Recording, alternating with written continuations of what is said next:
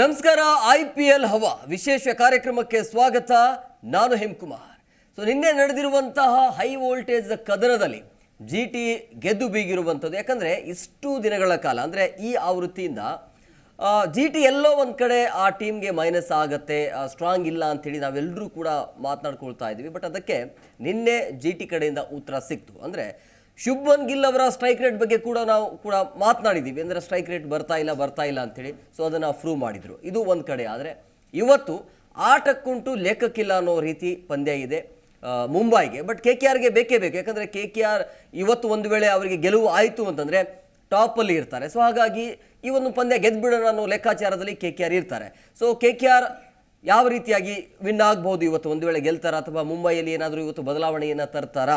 ಅಂದರೆ ಬೂಮ್ರಾ ಆಗಿರ್ಬೋದು, ರೋಹಿತ್ ಅವರಿಗೆ ಏನಾದರೂ ರೆಸ್ಟ್ ಕೊಟ್ಟು ಉಳಿದಿರುವಂಥ ಆಟಗಾರರಿಗೆ ಏನಾದರೂ ಅವಕಾಶ ನೀಡ್ತಾರಾ? ಇದರ ಬಗ್ಗೆ ಚರ್ಚೆ ಮಾಡಲೇಬೇಕಾಗತ್ತೆ. ಚರ್ಚೆ ಮಾಡೋದಕ್ಕೆ ನನ್ನ ಜೊತೆಗೆ ನನ್ನ ಸಹೋದ್ಯೋಗಿ ಮಲ್ಲಿಕಾರ್ಜುನ್ ಪಾಟೀಲ್ ಜಾಯ್ನ್ ಆಗಿದ್ದಾರೆ. ನಾನು ಅವರ ಕಾರ್ಯಕ್ರಮಕ್ಕೆ ವೆಲ್ಕಮ್ ಮಾಡ್ತೀನಿ. ಪಾಟೀಲ್ರೇ, ಕಾರ್ಯಕ್ರಮಕ್ಕೆ ಆತ್ಮೀಯವಾದಂಥ ಸ್ವಾಗತ.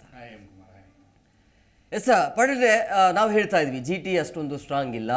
ಯಾಕಂದರೆ GTಯಲ್ಲಿ ಹೇಳಿಕೊಳ್ಳುವಂಥ ಬ್ಯಾಟರ್ಸ್ಗಳು ಬಿಗ್ ಹಿಟ್ಟರ್ ಇಲ್ಲ, ಡೇವಿಡ್ ಮಿಲ್ಲರ್ ಬಿಟ್ಟರೆ ಬೇರೆ ಯಾರೂ ಇಲ್ಲ ಅಂಥೇಳಿ. ಬಟ್ ನಿನ್ನೆ GT ಗೆದ್ದು RCBಗೂ ಕೂಡ ಒಂದು ಪ್ಲಸ್ ಆಯಿತಾ RCBಗೆ?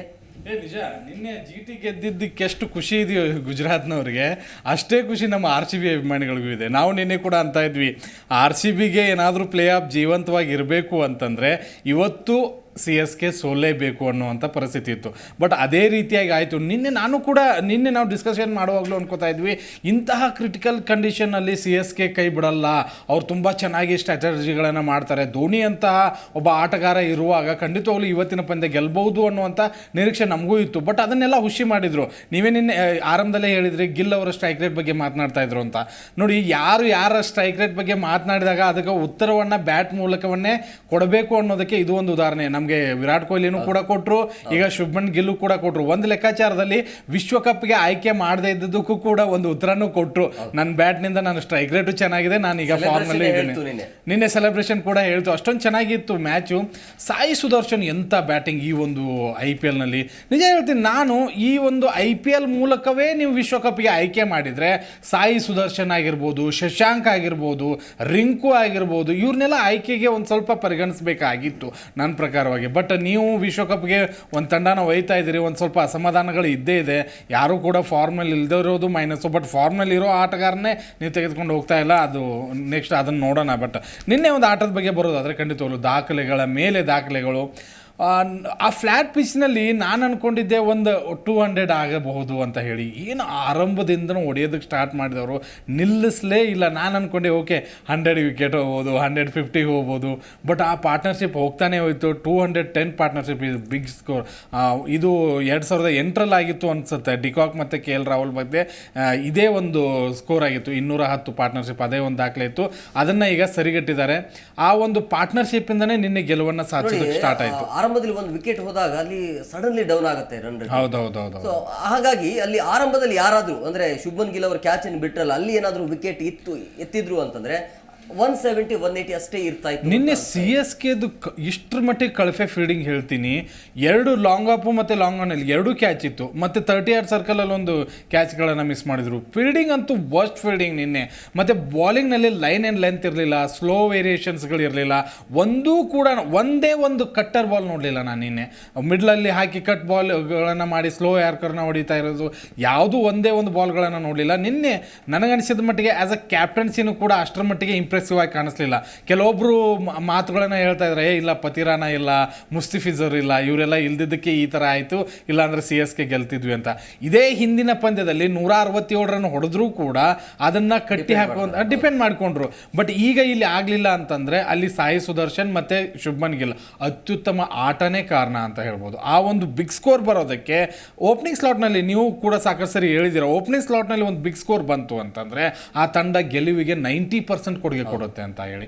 ನೋಡಿ ಆರಂಭದಲ್ಲೇ ವಿಕೆಟ್ ಹೋಗ್ಬಿಟ್ರೆ ನೆಕ್ಸ್ಟ್ ಬರೋರು ಒಂದು ಓವರ್ನ ತಳ್ಳಿಬಿಡ್ತಾರೆ. ಒಂದು ಓವರ್ ತಳ್ಳಿದ ತಕ್ಷಣ ಮತ್ತೆ ಬಿಗ್ ಹಿಟ್ ಮಾಡೋದಕ್ಕೆ ಹೋಗ್ತಾರೆ, ಆ ಪ್ರೆಷರ್ ಬಂದೇ ಬರುತ್ತೆ. ಹಾಗಂತ ಹೇಳಿ ಏನು ನಿನ್ನೆ ಕಡಿಮೆ ವಿಕೆಟ್ ಹೋಗಲಿಲ್ಲ, ಬೇಗನೆ ಅವರು ವಿಕೆಟ್ನ ಕಬಳಿಸಿದ್ರು. ನಾನು ಅನ್ಕೊಂಡಿದ್ದೆ 250+ ಹೋಗ್ಬೋದು ಅಂತ ಹೇಳಿ, ಆದರೂ ಕೂಡ 231ಗೆ ಅವ್ರನ್ನ ಕಟ್ಟಿ ಹಾಕೋದು ಪ್ರಯತ್ನ ಪಟ್ಟರು. ಬಟ್ ಇದರ ನಂತರ ಬ್ಯಾಟಿಂಗನ್ನು ಆರಂಭಿಸಿದ್ರು. ಬಟ್ ಆರಂಭದಲ್ಲೇ ರನ್ಔಟ್ಗಳಾಯಿತು, ವಿಕೆಟ್ಸ್ಗಳಾಯಿತು. ಮೋಹಿತ್ ಶರ್ಮಾ ತುಂಬ ಚೆನ್ನಾಗಿ ಬೌಲಿಂಗನ್ನು ಹಾಕಿದ್ರು. ಒಂದು ಲೆಕ್ಕಾಚಾರದಲ್ಲಿ ಅವ್ರಿಗೂ ಕೂಡ ಬಂದಿತ್ತು, ಡೆರೆಲ್ ಮಿಚೆಲ್ ಆಡುವಾಗ, ಆಮೇಲೆ ಮೊಯಿನ್ ಅಲಿ ಆಡುವಾಗ. ಹೇಳ್ದಂಗೆ ನಿನ್ನೆ ಕ್ಯಾಪ್ಟನ್ಸಿ ಅಷ್ಟೊಂದು ಏನು ಇಂಟ್ರೆಸ್ಟ್ ಆಗಿ ಇರ್ಲಿಲ್ಲ, ಯಾಕಂದ್ರೆ ಈ ಕ್ಯಾಪ್ಟನ್ಸಿಲಿ ಒಂದು ಮೈನಸ್ ಇದೆ, ಹೇಳ್ತೀನಿ ಕೇಳಿ. ಬೌಲಿಂಗ್ ಯಾರಿಗೆ ಕೊಡಬೇಕು ಅನ್ನೋದೇ ಕ್ಲಾರಿಟಿ ಇರಲಿಲ್ಲ ನಿನ್ನೆ. ಬಟ್ ಇಲ್ಲಿ ಏನ್ ಮಾತಾಡ್ತಾ ಇದಾರೆ ಗೊತ್ತಾ, ಓಕೆ ಸೋತಾಗ ಗಾಯಕ್ವಾಡ್ ಅವ್ರನ್ನ ಬೇಯೋದು, ಗೆದ್ದಾಗ ಧೋನಿ ಅವ್ರನ್ನ ಹೊಗಳೋದು. ಯಾಕೆ ನಿನ್ನೆ ಧೋನಿ ಬೇಗ ಬರ್ಬೋದಾಗಿತ್ತಲ್ಲ, ಇತ್ತಲ್ಲ, ಆಪ್ಷನ್ ಇತ್ತಲ್ವಾ ನಿಮ್ಗೆ? ಇತ್ತು, ಬಟ್ ಇಂಜುರಿ ಇದೆ ಅಂತೆ ಪಾಟೀಲ್. ಅಂದ್ರೆ ನಿನ್ನೆ ಹೊಡಕಾಗ್ತಿರ್ಲಿಲ್ಲ, ಸೊ ಹಾಗಾಗಿ ಇಂಜುರಿ ಇರೋದ್ರಿಂದಾಗಿ ಒಂದು ಓವರ್ ಸಿಕ್ಕರೆ ಸಾಕು 6 ಬಾಲಲ್ಲಿ ನಿಂತಲ್ಲಿ 25-30 ರನ್ ಅಷ್ಟೇ ಅವ್ರ ಕಡೆಯಿಂದ ಬರೋದು ಅಂತ ಅವ್ರಿಗೆ ಕೂಡಿಸ್ಬೇಕಾಗಿತ್ತು ನನ್ನ ಪ್ರಕಾರ. ಯಾಕಂದ್ರೆ ಆ ಟೀಮ್ ಗೆಲ್ಬೇಕಾಗತ್ತೆ. ಸೊ ಹಾಗಾಗಿ ಇಂಜುರಿ ಇದ್ರೂ ಕೂಡ ನೀವು ಹೊರಗಡೆ ತರ್ತೀರಿ, ಆದ್ರೂ ರನ್ ರೇಟ್ ಹೊಡೆದ್ರು. ಬಟ್ ನೀವು ಬೇಗ ಬಂದಿದ್ರೆ ಏನೋ ಆಗ್ತಿತ್ತು ಅಂತ ಆಗ್ತಿತ್ತೇನೋ ಅಷ್ಟೇ. ಬಟ್ ಈಗ ಜಿಟಿಗೆ ಈ ಒಂದು ಪಾಯಿಂಟ್ಸ್ ಟೇಬಲ್ ಇದೆಲ್ಲ ಓಪನ್ ಆಯ್ತು, ಜಿಟಿಗೂ ಕೂಡ ಅವಕಾಶ ಇದೆ. ಆಕ್ಚುಲಿ ಜಿಟಿ ಏನಾದ್ರು ನಿನ್ನೆ ಸೋತಿದ್ರೆ ಅವರು ಹೊರಗಡೆನೆ ಇದ್ರು. ಈಗ ನೋಡಿ ಕಾಂಪಿಟೇಷನ್ ಜಾಸ್ತಿ ಆಗ್ಬಿಡ್ತು. ಈಗ ಸನ್ರೈಸರ್ಸ್ ಹೈದರಾಬಾದ್ ಆಗಿರ್ಬೋದು, ಚೆನ್ನೈ ಆಗಿರ್ಬೋದು, ಡೆಲ್ಲಿ, ಲಕ್ನೋ, RCB, ಗುಜರಾತ್, ಇಲ್ಲಿ ತನಕನೂ ಕೂಡ ಕಾಂಪಿಟೇಷನ್. ಆಲ್ಮೋಸ್ಟ್ ಮುಂಬೈ ಮತ್ತೆ ಪಂಜಾಬ್ ಆಲ್ಮೋಸ್ಟ್ ಹೊರಗಡೆ ಹೋಗಿದಾವೆ. ಈಗ ನಮಗೆ ಹೇಗೆ ಅಂತಂದ್ರೆ ಟಾಪ್ ಅಲ್ಲಿ ಇರುವಂತ ರಾಜಸ್ಥಾನ್ ಗೆಲ್ಬೇಕು, KKR ಗೆಲ್ಬೇಕು, ನಡುವಿರುವಂತವ್ರು ಎಲ್ಲರೂ ಸೋಲ್ಬೇಕು, RCB ಬ್ಯಾಕ್. ಈಗ ಪಾಟೀಲ್, ಈಗ CSK ದೊಡ್ಡ ಚಾಲೆಂಜ್ ಇರುವಂತದ್ದು ಏನಪ್ಪಾ ಅಂತಂದ್ರೆ, CSK ಈಗ ನೆಕ್ಸ್ಟ್ ಇರೋದು RR ಮೇಲೆ, ಅದು ಡೇ ಗೇಮ್ ಇದೆ. ಸೊ ಅಲ್ಲಿ ಟಾಸ್ ಅನ್ನೋದು ಏನ್ ಮ್ಯಾಟರ್ ಆಗೋದಿಲ್ಲ. ಸೊ ಅಲ್ಲಿ ನೀವು ಯಾಕಂದ್ರೆ RR ಇರೋದು ಟಾಪ್ ಅಲ್ಲಿ ಇರುವಂತ ಟೀಮ್ ಅದು, ಯಾಕಂದ್ರೆ ಅವರಿಗೂ ಗೆಲುವು ಬೇಕು, ಯಾಕಂದ್ರೆ ಬ್ಯಾಕ್ ಟು ಬ್ಯಾಕ್ ಸೋಲ್ ಆಗಿದೆ ಅವರಿಗೆ. ಸೊ ಅಲ್ಲಿ CSKಗೆ ಈ ಬೌಲಿಂಗ್ ಲೈನ್ ನೋಡಿದ್ರೆ CSKಗೆ ಈಜಿ ಅಂತ ಅನ್ಸೋದಿಲ್ಲ. ನೆಕ್ಸ್ಟ್ ಇರೋದು RCB ಮೇಲೆ. ಸೊ ಅಲ್ಲಿ RCB ನಾಳೆ ಪಂದ್ಯನೇ, ನಾಳೆ ಒಂದು DC ಮೇಲೆ RCB ಇದೆ. ನಾಳೆ ಒಂದ್ ವೇಳೆ RCB ಇಲ್ಲಿ ಗೆಲ್ತು ಅಂತಂದ್ರೆ ಅಲ್ಲಿ CSK ಮತ್ತೆ RCB ಫೈಟ್ ಬೀಳುತ್ತೆ. ಬಹುಶಃ ಅಲ್ಲಿ ಯಾರು ಗೆಲ್ತಾರೋ ಅವರು ಕ್ವಾಲಿಫೈ ಆಗುವಂತ ಎಲ್ಲ ಸಾಧ್ಯತೆ ಇದೆ. ಅದೇ ಒಂಥರ IPL ಫೈನಲ್ ತರ ಫೀಲ್ ಕೊಡುತ್ತೆ. ಯಾಕಂದ್ರೆ ಈಗ LSCಗೆ ಮೈನಸ್ ಪಾಯಿಂಟ್ ಇರುವಂತದ್ದು, ಜೊತೆಗೆ DC ಗೂ ಕೂಡ ಅಲ್ಲಿ ಸೋತ್ರೆ ಅವ್ರಿಗೂ ಮೈನಸ್ ಪಾಯಿಂಟ್ ಆಗುತ್ತೆ. ಸೊ ಹಂಗಾಗಿ ಇಲ್ಲಿ RCBಗೆ ಲಕ್ ಇದೆ, ಬಟ್ DC ಮೇಲೆ ಹೊಡೆದ್ರೆ ಒಂದು ಒಳ್ಳೆ ಅವಕಾಶ ಇದೆ RCBಗೆ. ನಿಜ. ಆ ನಾಳೆಯ ಪಂದ್ಯದ ಮೇಲೆ ತುಂಬಾ ಕ್ಯೂರಿಯಾಸಿಟಿ ಇದೆ ನನಗಂತೂ ಹೇಳಿ. DC-ನ ಅಷ್ಟು ದೊಡ್ಡ ಇಂಪ್ರೆಸಿವ್ ಅಂತ ನನಗೇನು ಈ ಸರಿ ಸೀಸನ್ ಅಲ್ಲಿ ಓಪನಿಂಗ್ ಆ ಫ್ರೆಷರ್ ಒಬ್ಬರನ್ನ ವಿಕೆಟ್ ತೆಗೆದ್ಬಿಟ್ರೆ ನಮಗೆ ಪ್ರೆಷರ್ ಇರಲ್ಲ, ಅದು ಗ್ಯಾರಂಟಿ ಇರುತ್ತೆ. ಈಗಿನ ಫಾರ್ಮ್ನ ನೋಡಿದ್ರೆ RCB ಇಲ್ಲಿ ಕೊಹ್ಲಿ ಫಾರ್ಮ್ನಲ್ಲಿ ಇದ್ದಾರೆ, ಕಾರ್ತಿಕ್ ತುಂಬಾ ಚೆನ್ನಾಗಿ ಆಡ್ತಾ ಇದ್ದಾರೆ, ಡುಪ್ಲೆಸಿ ಆರಂಭ ಚೆನ್ನಾಗಿ ಕೊಡ್ತಾ ಇದ್ದಾರೆ, ಗ್ರೀನ್ ಕಮ್ ಬ್ಯಾಕ್ ಆಗಿದ್ದಾರೆ. ಇದೆಲ್ಲ ಇರುವಾಗ ನನಗೇನೋ DC ಜೊತೆ ಈಸಿಯಾಗಿ ಗೆಲ್ತಾರೆ ಅಂತ ನಾವು ಕೂಡ ಕ್ಯಾಲ್ಕುಲೇಟರ್ ಕೂತಿದ್ದೀವಿ. ಮಳೆ ಬರಲೇಬಾರ್ದು, ಇನ್ನು 2 ಮ್ಯಾಚಲ್ಲಿ ಮಳೆನೇ ಬರಬಾರ್ದು. ಇನ್ನು ಉಳಿದಿರೋ ಮ್ಯಾಚ್ಗಳಿಗೆ ನಾನು ಹೇಳ್ತೀನಿ ಹೇಗೆ ಬಂದರೆ ನಾವು RCB ಕ್ವಾಲಿಫೈ ಆಗತ್ತೆ ಅಂತ. ನೆಕ್ಸ್ಟ್ ನೋಡಿ, GT ಮತ್ತು CSK ನಿನ್ನೆ ಇದ್ದಂಥ ಮ್ಯಾಚ್ನಲ್ಲಿ CSK ಸೋತು, ಅದು ನಮಗೆ ಬೇಕಾಗಿತ್ತು. ನೆಕ್ಸ್ಟ್ ನಮಗೆ CSK RR ಜೊತೆ ಇದ್ದಾಗ RR ಗೆಲ್ಲೇಬೇಕು. ಅದರ ನೆಕ್ಸ್ಟ್ GT KKR ಇದ್ದಾಗ KKR ಗೆಲ್ಬೇಕಲ್ಲಿ, ಯಾಕಂದರೆ ಟಾಪಲ್ಲಿರುವಂಥ 2 ತಂಡ ನಮಗೆ ಗೆಲ್ತಾ ಹೋದರೆ ಏನೂ ಪ್ರಾಬ್ಲಮ್ ಇರೋದಿಲ್ಲ. ನೆಕ್ಸ್ಟು ನೀವು ಹೇಳ್ದಂಗೆ DC ಮತ್ತು RCB ಇದ್ದಾಗ RCB ದೊಡ್ಡ ಅಂತರದ ಗೆಲುವು ಬೇಕಾಗಿಲ್ಲ, ಜಸ್ಟ್ ಗೆದ್ದರೂ ಕೂಡ ಈಗ ನಾವು ಹೆಂಗಿದ್ರು ನೆಟ್ ರನ್ ರೇಟ್ನಲ್ಲಿ ಪ್ಲಸ್ ಇದ್ದೀವಿ, ಇನ್ನೊಂದು ಸ್ವಲ್ಪ ಪ್ಲಸ್ ಆಗ್ತೀವಿ. ಅದರ ನಂತರ DC ಮತ್ತು LSG ಇದೆ, ಅಲ್ಲಿ LSG ಗೆಲ್ಲಬೇಕು.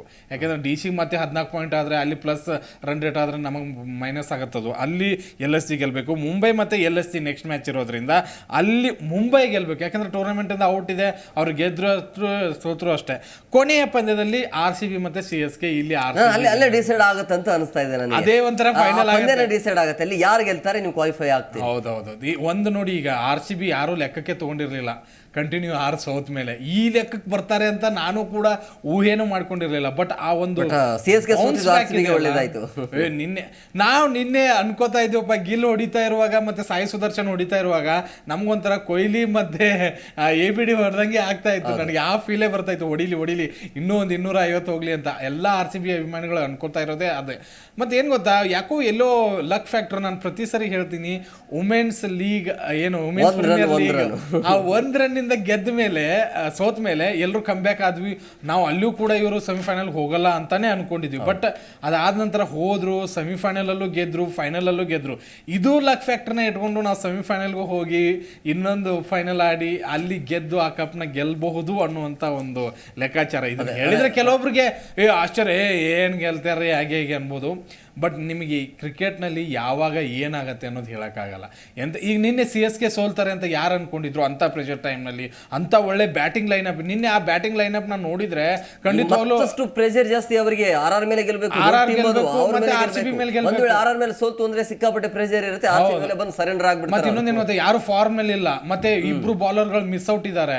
ಇಂಥ ಪರಿಸ್ಥಿತಿಯಲ್ಲಿ ಇಂಥದ್ರಲ್ಲಿ ಇದ್ದಾಗಲೂ ಕೂಡ ಧೋನಿ ಅಂತ ಅನೇಕ ಕಮಾಲ್ ಮಾಡಿದ್ದಾರೆ. ಬಟ್ ಈಗಿರುವಂತಹ ಸಿಚುವೇಶನ್ಗೆ ಎಲ್ಲಾ ತಂಡದಲ್ಲಿ 230 240 ಹೊಡಿತಾ ಇರುವಂತಹ ಸಿಚುವೇಶನ್ಗೆ ಯಾವ ಕಮಾಲ್ ನಡೆಯಲ್ಲ ಅಂತ ನಾನು ಅನ್ಕೋತೀನಿ. ನಿನ್ನೆ ನೀವು ಹೇಳ್ದಂಗೆ ಸುಮಾರು ದಾಖಲೆ ಕೂಡ ಆಯ್ತು. ಸಾಯಿ ಸುದರ್ಶನ್ ಇಂಡಿಯನ್ ಪ್ಲೇಯರ್ ಅಲ್ಲಿ 1000 ಪೂರೈಸಿದ ಮೊದಲ ಆಟಗಾರ, ಅತಿ ವೇಗವಾಗಿ. ತೆಂಡೂಲ್ಕರ್ ಅವರ ಒಂದು ದಾಖಲೆ ಜೊತೆಗೆ ಸಚಿನ್ ಈ ಇವ್ರದ್ದು MS ವಿರುದ್ಧ ಅಂದ್ರೆ ಈ ಒಂದು CSK ವಿರುದ್ಧ ಅತಿ ಹೆಚ್ಚು ರನ್ ಅನ್ನು ಯಾರು ಹೊಡೆದಿಲ್ಲ, 230+. ಅದು ಕೂಡ ದಾಖಲೆ ಆಯ್ತು. ಪಾರ್ಟ್ನರ್ಶಿಪ್ ಕೂಡ ದಾಖಲೆ ಆಯ್ತು. ಮತ್ತೆ ಇಡೀ IPL ಇತಿಹಾಸದಲ್ಲಿ 101 ಶತಕಗಳಾಯ್ತು. ನಿನ್ನೆ ಆ 100ನೇ ಶತಕವನ್ನು ಮೊದಲ ಶತಕ ಅವ್ರದ್ದು ಸಾಯಿ ಸುದರ್ಶನ್. ಸಾಯಿ ಸುದರ್ಶನ್ ಅವ್ರದ್ದು ಮೊದಲನೇ ಶತಕ. ಆಮೇಲೆ ಇದುವರೆಗೂ ಕೂಡ ನೋಡಿ 101 ಶತಕ. ನಿನ್ನೆ 100ನೇ ಶತಕವನ್ನು ಶುಭ್ಮನ್ ಗಿಲ್ ಆಚರಿಸಿದ್ರು. ಅದು ಕೂಡ ಖುಷಿನೇ. ನೋಡಿ, ಒಂದು ಪಂದ್ಯ ನಡೀತು ಅಂದ್ರೆ ಅನೇಕ ದಾಖಲೆಗಳು ಮುರಿತಾನೆ ಹೋಗುತ್ತೆ, ಆಗ್ತಾನೆ ಹೋಗುತ್ತೆ. ಬಟ್ ಇಂಥ ಸ್ಪೆಷಲ್ ದಾಖಲೆಗಳು ಬಂದಾಗ, ಅಥವಾ ನಮಗಿಷ್ಟವಾದಂತಹ ಆಟಗಾರರು ಅಥವಾ ನಮಗಿಷ್ಟವಾದಂತಹ ತಂಡ ಗೆದ್ದಾಗ ಆ ಖುಷಿನೇ ಇನ್ನೊಂದು ಡಬಲ್ ಕೊಡುತ್ತೆ. ಇಂಥ ದಾಖಲೆಗಳು ಕೂಡ ಕಣ್ಮುಂದೆ ಬಂದಾಗ ಒಂದ್ ಅರ್ಥ ಆಗಿಲ್ಲ, ರಾಣೆಗೆ ಮತ್ತೆ ಚಾನ್ಸ್ ಕೊಟ್ರು ಅಲ್ಲಿ. ನನಗೆ ಅದೇ ಆಶ್ಚರ್ಯ ಆಗ್ತಾ ಇರೋದು, ಏನಕ್ಕೆ ಅವು ಮತ್ತೆ ಇನ್ನೊಂದು ಹೇಳಿದ್ದಾರೆ, ಅದೇ ಟೀಮ್ನ ಆಟಗಾರರು ಕೂಡ ಹೇಳಿದ್ದಾರೆ ಆತ ಇಂಜುರಿ ಇದ್ದಾನೆ ಅಂತ ಹೇಳಿ. ಇಂಜುರಿ ಇದ್ಮೇಲೂ ಕೂಡ ಅವ್ರಿಗೆ ಯಾಕೆ ಪದೇ ಅವಕಾಶ ಕೊಡಬೇಕು? ಓಕೆ, ಇನ್ನೂ ಫಾರ್ಮಲ್ ಇದಾರಪ್ಪ ಅಂದ್ರೆ ಅವಕಾಶ ಕೊಡಬೇಕು. ಮತ್ತೆ ಬೆಂಚಲ್ಲಿ ತುಂಬಾ ಒಳ್ಳೆ ಆಟಗಾರರು ಇದ್ದಾರೆ CSK ಕಡೆಗೆ, ಆದ್ರೂ ಕೂಡ ಅವ್ರಿಗೆ ಪದೇ ಅವಕಾಶ. ನಿನ್ನೆ ನೋಡಿ ರಚಿನ್ ರವೀಂದ್ರ ಬಂದ, ನನಗೆ ಯಾಕೋ ಫ್ಲಾಟ್ ಪಿಚ್ ನಲ್ಲಿ ತುಂಬಾ ಚೆನ್ನಾಗಿ ಆಡ್ತಾರೆ ಅನ್ಕೊಂಡಿದ್ದೆ, ರನ್ಔಟ್ ಆಗಿಬಿಟ್ರು. ಒಂದು ಲೆಕ್ಕಾಚಾರದಲ್ಲಿ CSKಗೆ ಎಲ್ಲೋ ಲಕ್ ಇಲ್ಲ ಅಂತ ಅನಿಸ್ತಾ ಇದೆ. RCB ಅಭಿಮಾನಿಗಳು ಯಾವತ್ತೂ ಇಂಥ ಲಕ್ ಫ್ಯಾಕ್ಟರ್ಗಳ ಮೇಲೆನೆ ಒಂದು ಸ್ವಲ್ಪ ಮೇಲ್ಗಡೆ ಹೋಗಿದ್ದು, ಆ ಲಕ್ನ ಒಂದು ಸ್ವಲ್ಪ ಎಲ್ಲೋ ಜಗ್ತಾ ಇದ್ದಾರೆ ಅಯಸ್ಕಾಂತ ತರ ಅಂತ. ಅದು RCB ಅಷ್ಟೇ ಅಲ್ಲ, ಆಮೇಲೆ ಎಲ್ರಿಗೂ ಎಲ್ರಿಗೂ ಕೂಡ ಪ್ಲಸ್ ಪಾಯಿಂಟ್ ಆಯ್ತು. ಸೊ ಹಾಗಾಗಿ ಮಜಾ ಇದೆ. ಇದುವರೆಗೂ 12 ಪಂದ್ಯ ಆದ್ರೂ ಕೂಡ ಇದುವರೆಗೂ ಕ್ವಾಲಿಫೈ ಇನ್ನು ಯಾರಿಗೂ ಕ್ಯೂ ಬಂದಿಲ್ಲ ಇದುವರೆಗೂ. ಹೌದೌದು, ಯಾರಿಗೂ ಟಾಪ್ ಅಲ್ಲಿ ಇರೋದ್ರು ಕೂಡ ಈಗ ಆಲ್ಮೋಸ್ಟ್ ಹೋಗ್ಬೋದು, ಬಟ್ ಅವ್ರಿಗೂ ಬಂದಿಲ್ಲ. ಯಾಕೆ ನನಗನ್ಸಿದ ಮಟ್ಟಿಗೆ RR ಮತ್ತೆ ಕೋಲ್ಕತ್ತಾ ಫಿಕ್ಸ್, ಅವರಂತೂ 1 ಅಥವಾ 2 ಸ್ಥಾನದಲ್ಲಿ ಇರ್ತಾರೆ. ಮತ್ತು ಅದು ಸೋಲೇಬಾರದು. ನಮ್ಗೀಗ ಪ್ರೇಯರ್ ಮಾಡ್ಕೋಬೇಕು, ಅದನ್ನ ನಾವು ಕೇವಲ 2 ಗೆದ್ರೆ ಒಳಗಡೆ ಹೋಗಲ್ಲ. ಅದ್ರ ಜೊತೆಗೆ ಉಳಿದ ತಂಡಗಳ ಮೇಲೂ ಕೂಡ ನಾವು ಅವಲಂಬಿಸಿದೀವಿ. ಕೆಲವೊಬ್ರು ಅಂತ ಇದ್ರೆ ಇನ್ನು 2ಕ್ಕೆ 2 ಹೊಡೆದ್ರೆ ನಾವು ಹೋಗ್ಬಿಡ್ತೀವಪ್ಪ. ಬಟ್ ಇಲ್ಲ, ಆಗಿಲ್ಲ. RR KKR ನಮಗೆ ಗೆಲ್ತಾನೆ ಹೋಗ್ಬೇಕು ಅಂದ್ರೆ ಮಾತ್ರ ನಮಗೆ ಚಾನ್ಸ್ ಇದೆ, ಇಲ್ಲ ಅಂತ ಇಲ್ಲ. ಚಾನ್ಸ್ ಇದೆ, ನೋಡ್ಬೇಕು. ಹೈದರಾಬಾದ್ ಏನಾದ್ರು ಈ ಊರ್ದಿಂದ ಎಲ್ಲ ಸೋತ್ರೆ ಅಲ್ಲೂ ಕೂಡ ಓಪನ್ ಆಗುತ್ತೆ. ಹೌದು.